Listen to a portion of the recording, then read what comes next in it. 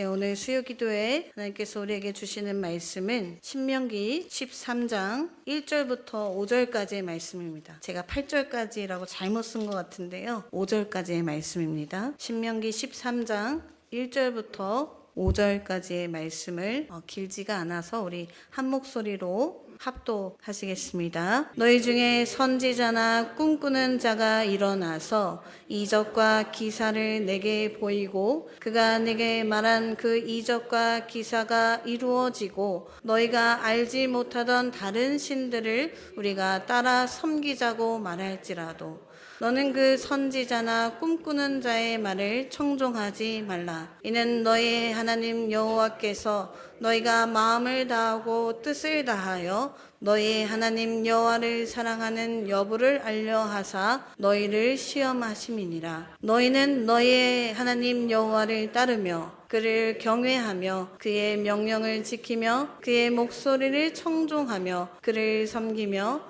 그를 의지하며 그런 선지자나 꿈꾸는 자는 죽이라. 이는 그가 너희에게 너희를 애굽 땅에서 인도하여 내시며 종되었던 집에서 속량하신 너희의 하나님 여호와를 배반하게 하려 하며 너희의 하나님 여호와께서 내게 행하라 명령하신 도에서 너를 꿰어내려고 말하였음이라. 너는 이같이 하여 너희 중에서 악을 제할지니라. 아멘. 아멘. 네, 오늘 저희가 함께 읽은 말씀은 신명기 13장 1절부터 5절까지의 말씀인데요.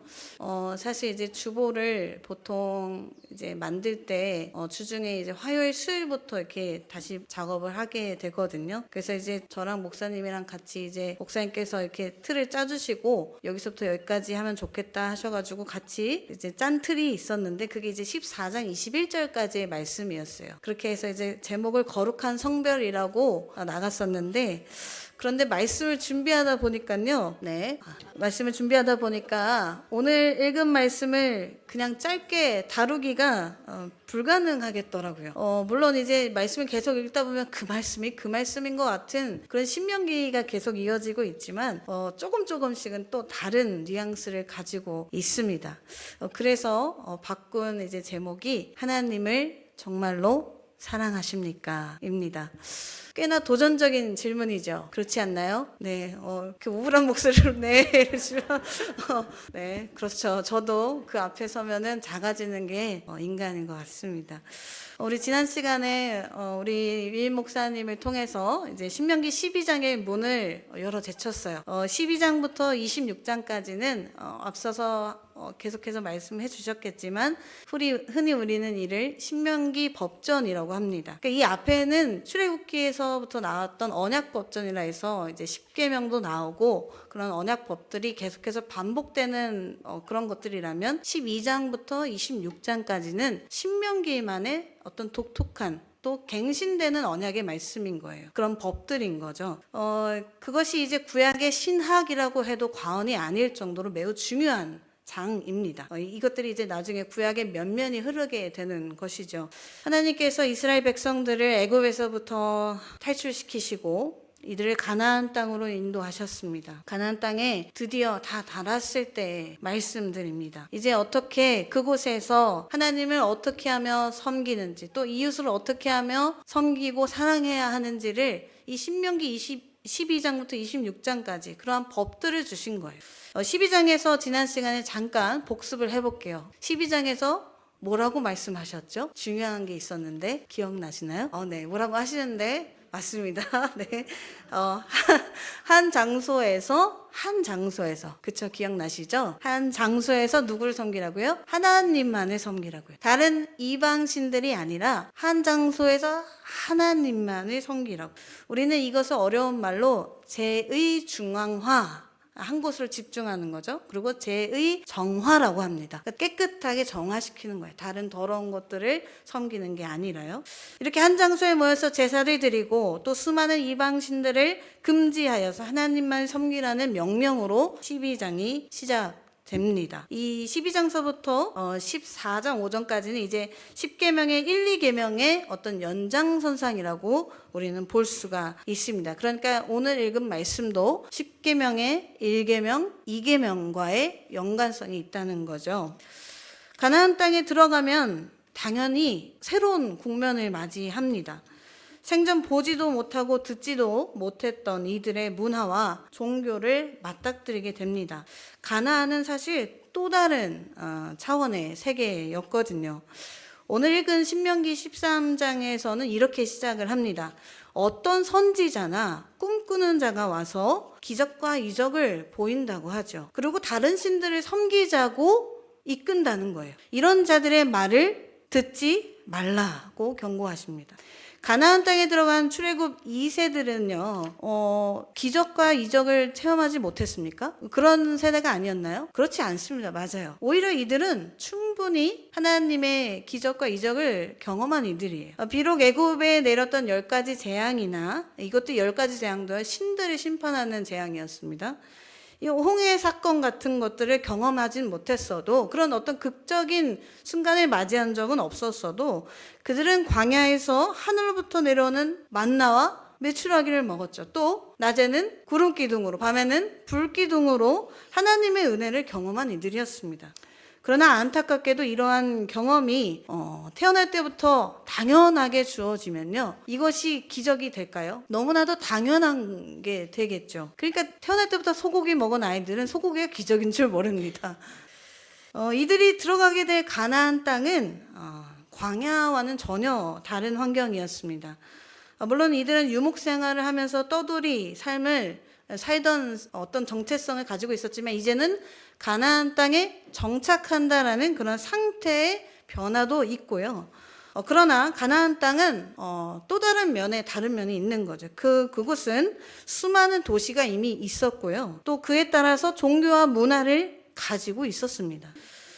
또한 광야에서 경험하던 하나님의 공급과 보호가 더 이상 주어지지 않죠. 왜 그럴까요? 가나안 땅에 들어가는 것이 성취된 것이잖아요. 그러니까 더 이상 그것이 필요 없게 된 겁니다. 문제는 바로 여기에서 시작이 됩니다. 더 이상 눈에 보이는 기적이 사라지자 사람들의 시선은 다른 곳으로 향하게 되지요. 하나님의 은혜로 성취되고 보호받았던 삶을 까마득하게 잊게 됩니다. 그래서 그 땅에 이미 존재하던 이방신들과 그들의 어떤 종교적 행위를 구경하게 되는 거예요. 여러분, 우상 숭배하면 사실 또 애굽을 따라갈 곳은 또 없습니다. 그런데 이제 가나안 땅과 애굽 땅의 신들은 좀 성격이 달라요. 애굽은요, 신들의 수가 어마어마했습니다. 뭐 이 조그마한 이도 신이고 파리도 신이고 뭐 그랬거든요. 개구리도 신이고. 그렇게 엄청 다양했고요. 또 이집트 하면 뭐가 유명하죠? 문명이 매우 잘 발달한 곳이잖아요. 그러면서도 뭐 나중에 어떤 특강이 있으면 좋겠지만 지리적으로 이집트는 고립된 지역이라서 전쟁으로부터도 지형적으로 보호하는 곳이었어요. 그래서 그러니까 평안한 곳이었어요. 문명도 발달했고 전쟁도 별로 없는 그런 곳에서의 어떤 예술적이고 아주 다양한 신들의 문화였다는 거죠. 그러나 가나안 땅은 좀 다릅니다. 가나안은요, 전쟁이 우선 자주 일어나는 곳이었어요. 우선 패권의 이동만 봐도 우리는 가나안이 얼마나 전쟁이 많았는지 알 수 있어요. 처음에는 누구에게 점령이 당했을까요? 당연히 이집트였겠죠. 그리고 나중에는 아수르, 그 다음에 바벨론, 나중에는 페르시아, 그리고 로마로 갑니다. 그렇게 엄청나게 우여곡절을 겪는 그런 땅이에요. 그러다 보니까 여기서의 신들은 좀 다른 거예요. 약간 살기 느껴지고 매우 무시무시한 겁니다. 그러니까 인신제사까지도 행해진 곳이 바로 가나안 땅인 거예요. 이것이 이제 12장 31절에 나오는 말씀이거든요. 12장 31절에 이렇게 나옵니다. 네 하나님 여호와께는 네가 그와 같이 행하지 못할 것이라. 그들은 여호와께서 꺼리시며 가증히 여기시는 일을 그들의 신들에게 행하여 심지어 자기들의 자녀를 불살라 그들의 신들에게 드렸느니라. 그곳 그 가나안 땅에 가면요, 이들이 듣도 보도 못했던 이상하고 기이하고 기괴한 그런 우상 숭배자들의 모습을 보게 되는 겁니다. 그런데요, 사람 심리가요, 다들 유튜브 보시잖아요. 그죠? 유튜브나 뭐 등등 보는데, 이상한 거 안 보게 되지 않아요. 이상한 걸 조금 더 이렇게 한 1, 2초 더 보게 됩니다. 사람 심리가요, 뭔가 충격적이고 무서우면서도 거기에 빨려 들어가는 뭔가 있는 것 같아요. 그렇게 공포스럽고 어떤 기괴한 것에 빠지기가 상당히 쉽습니다. 안 그럴 것 같지만 정말 그래요. 심지어는 그들의 힘과 능력이 보이면 바로 이거구나 합니다. 여러분, 기적과 이적이 하나님께만 있는 것은 아닙니다. 얼마 전에 이제 뭐 TV 프로그램에 무슨 신들의 전쟁인가요? 어떤 신전 보고 전 보고 막 그런 대결을 하는 그런 게 있었나 봐요. 그래서 친구가 이제 얘기를 해줘서 잠깐 어떤 짤로서 이렇게 봤는데, 저는 누군가가 그런 얘기를 하면은 이렇게 얘기해요. 그들이 다 100% 맞을 수 있다고요. 놀랍죠? 재밌어요. 보고 있으면 신기합니다. 맞으니까요. 왜냐하면 귀신에게도요, 능력이 있어요. 그러나 기사와 이적을 통해서 사람들을 결국에는 속인다는 걸 사람들은 모르죠. 수많은 사실들을 나열하지만 결국에는 잘못된 길로 인도하는 거예요. 그러니까 사실이랑 진실은 다른 겁니다. 제가 진실이라 좀 그러긴 한데 그래서 진실이라는 이름이 좀 그래요. 네, 아무튼 이 이방신들은 기사와 이적을 통해서 이들을 풍요롭게 만들기도 하고요, 또 힘과 권력을 줘서 전쟁에서 승리하기도 합니다. 당연히 그러니까 사람들은 이방신을 막 섬기는 거예요. 막 숭배하는 거예요. 별별 짓을 다 해가면서 그런 행위를 하게 됩니다. 그러나 사람들은 그것이 오히려 더 나를 올가매고 저주라는 사실을 모른다는 겁니다. 그렇게 모른 채로 이적과 기사와 표적을 계속해서 쫓아가는 것이죠.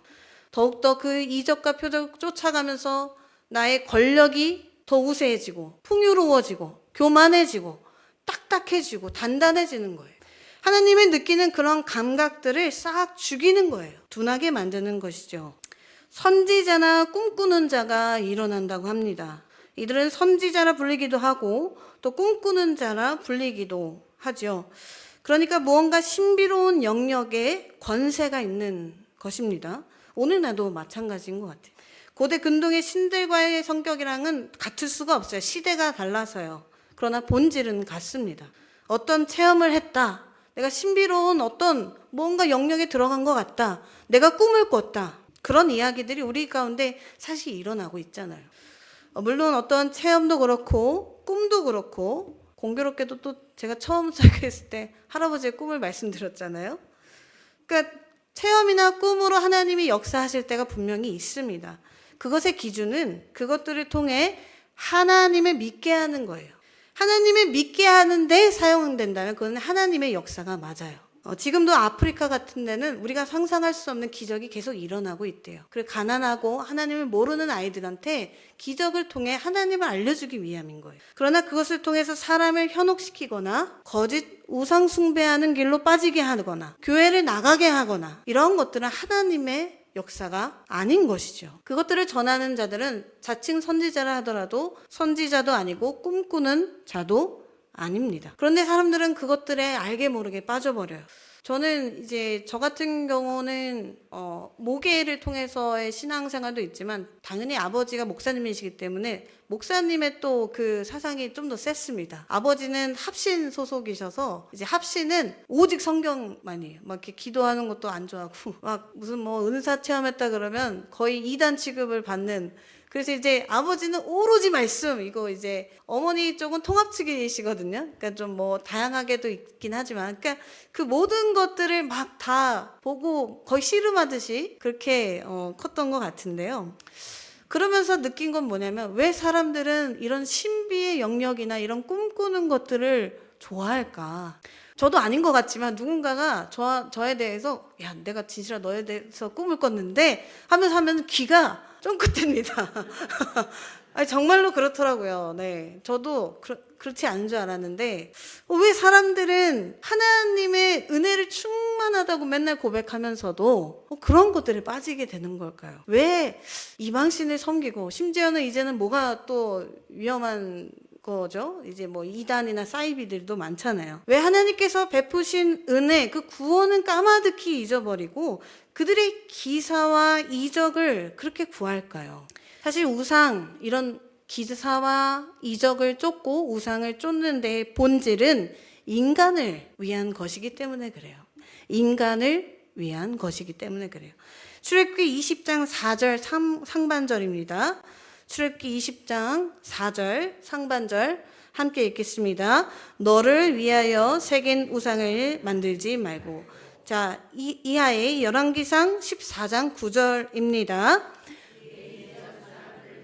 더 악을 행하고 가서 너를 위하여 다른 신을 만들며 우상을 부어 만들어.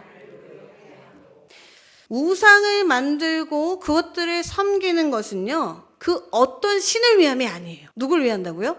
나를 위한 거란 거예요. 자기를 위해서 만든다는 거예요. 자기를 위해서 우상 숭배를 열심히 한다는 거예요. 인간의 안위와 건강과 자녀와 어떤 나의 기업, 가업, 기타 모든 등등을 비나이다 하는 거죠. 복채와 같은 거죠.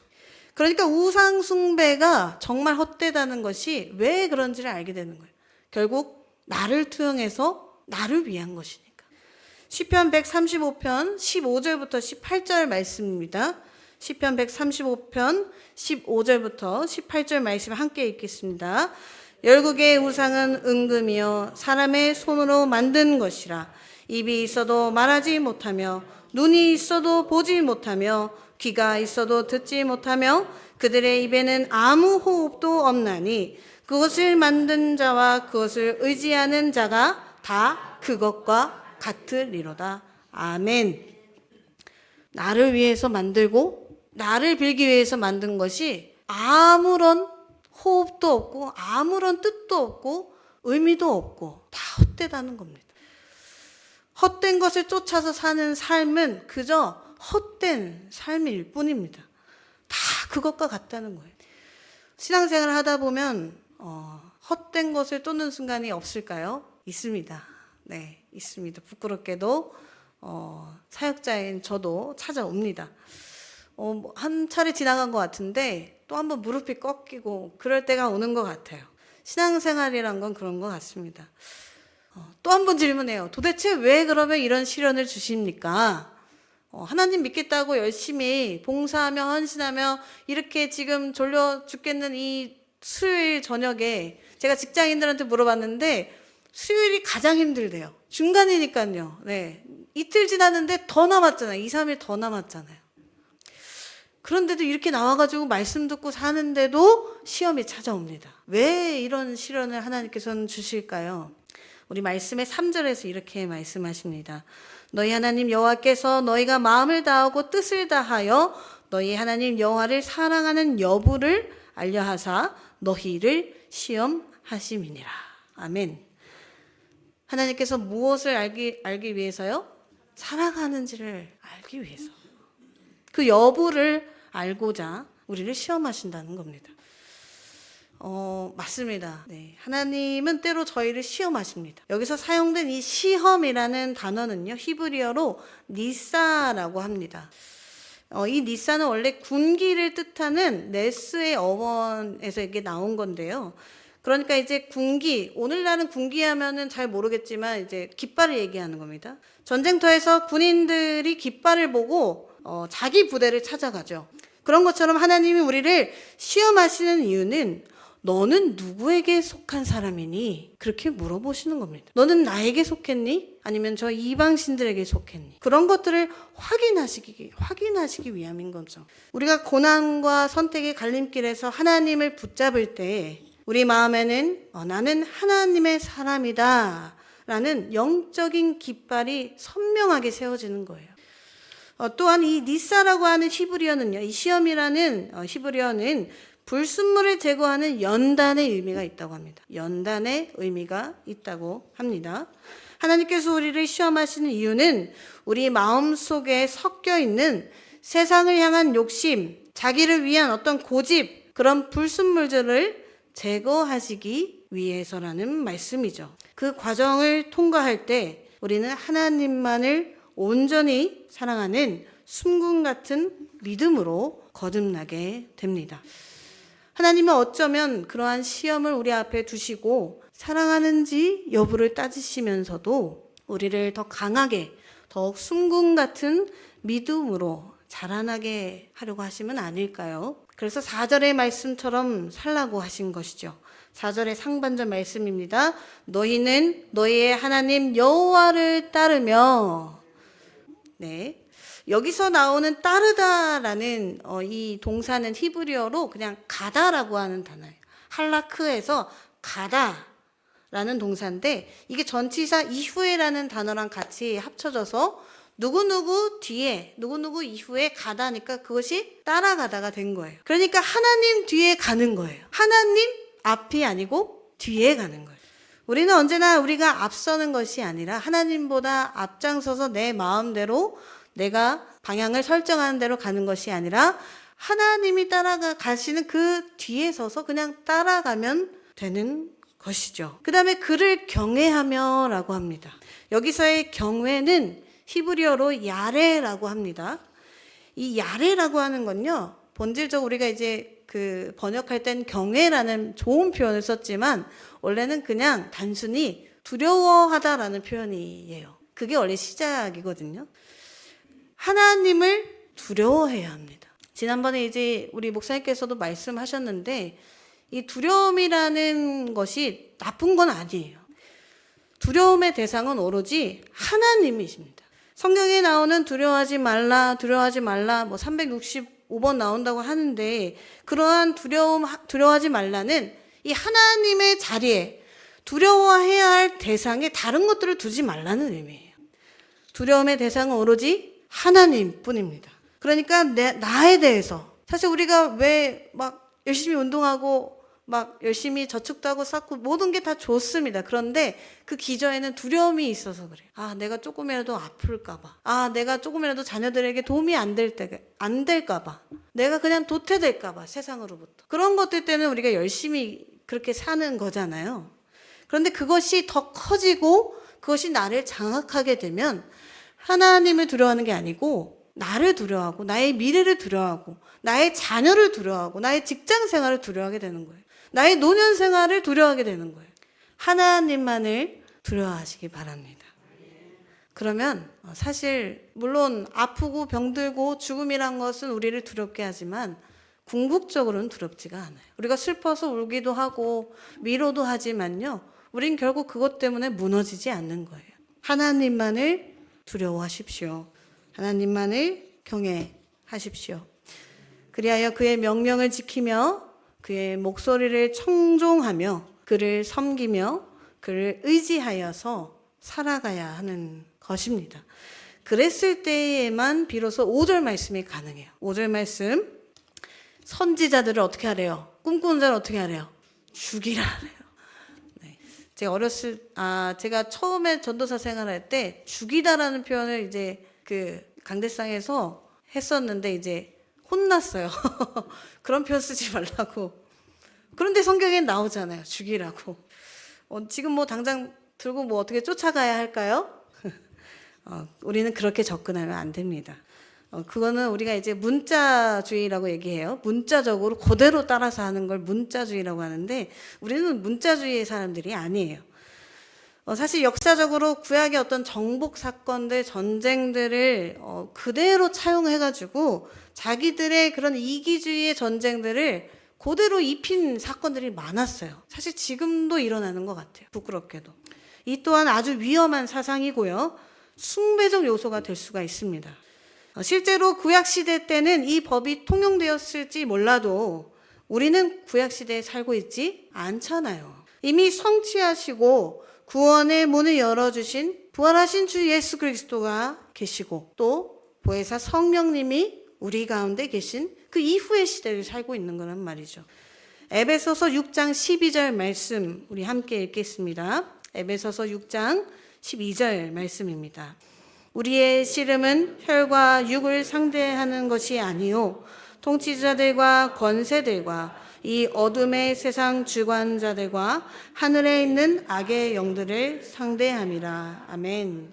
그러니까 자칭 선지자들이라 하고 꿈꾸는 자들이라 하는 이들 앞에서 하나님만을 바라봄으로써 믿음의 전신갑주를 입고 영적인 사형 선고를 내리는 겁니다. 너희들은 죽었다. 너희들은 죽은 몸이다. 너희들은 죽은 영이다. 말씀을 맺겠습니다. 오늘 하나님께서는 우리에게 결코 가볍지 않은 질문을 던지셨습니다. 너는 정말로 나를 사랑하느냐? 계속해서 하나님께서 그 여부를 물으세요. 나를 사랑하는지, 나를 정말 사랑하는지. 기적을 보았냐 아니냐가 아니에요. 은혜를 얼마나 많이 받았냐 안 받았냐의 여부도 아니에요. 그죠? 하나님이 원하시는 건 나를 사랑하느냐.